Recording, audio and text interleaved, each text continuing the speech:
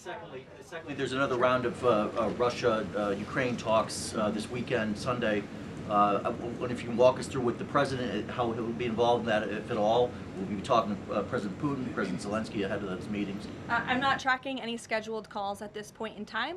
However, the president remains deeply involved, and of course he's being apprised by his advisors, namely Jared Kushner and Special Envoy Witkoff, on these talks. They had a multilateral meeting this past weekend, which didn't get a ton of coverage, but that was historic in nature, where the president's team has really brought two sides of this war to the table together to move the ball closer towards peace. So the president is not giving up on the peace process. He obviously just met with President Zelensky when we were in Davos, Switzerland, but I'm not tracking any calls scheduled for this week.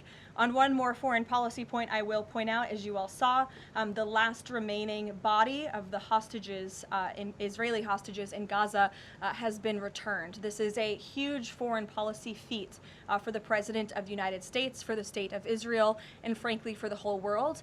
The President made the impossible possible, and so it's great news for the President, for the United States, for our allies, and also for peace in the Middle East. And I understand that more than 20 new additional countries have also signed up to join the newly established Board of Peace with respect to the rebuilding of Gaza, which is another historic accomplishment for this president. So thank you all very much, and we'll see you in Iowa tomorrow.